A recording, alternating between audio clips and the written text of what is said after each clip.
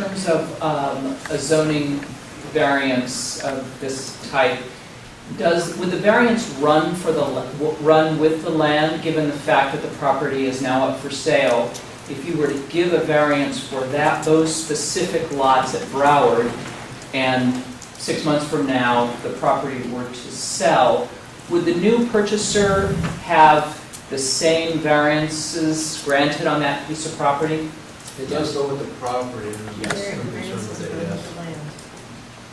And so they wouldn't necessarily need to put up the same buildings, and they could come in and move stuff around if it were to happen this way. Now, within a caveat there, we would approve the variance, and the planning commission would approve the site plan based on the plan submitted.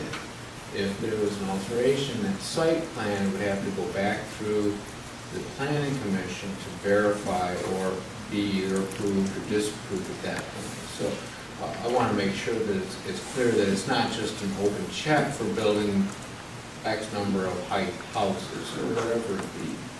But it would run with the land. It would run with the land. The variances would be in that, and we can stipulate as if it would be stipulated that it would be in that area, illustrated by the area for those. We can stipulate for those four buildings. And it sounds as though the other thing that would happen is, it sounds as though Singapore Dunes LLC is saying, if you give us this variance, we'll put that land in a conservation easement in perpetuity. That would be a private conservation easement.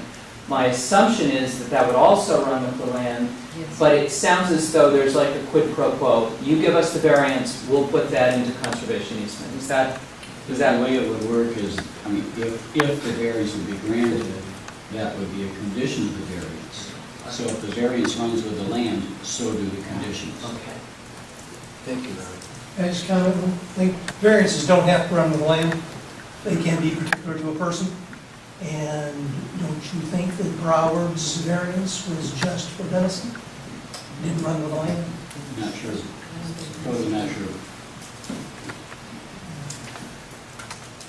Well, no, wait a minute, that's not true. Variances can be for a person. You don't have to have a variance run with the land.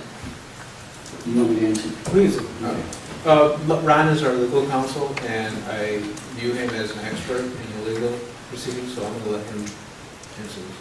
The issue of variances really depends on land use, not land ownership. If we say, well, person A can have the variance on this property, but person B can't, what is the distinction between person A and person B? I mean, are we doing it on the basis of we know them, we like them, whatever?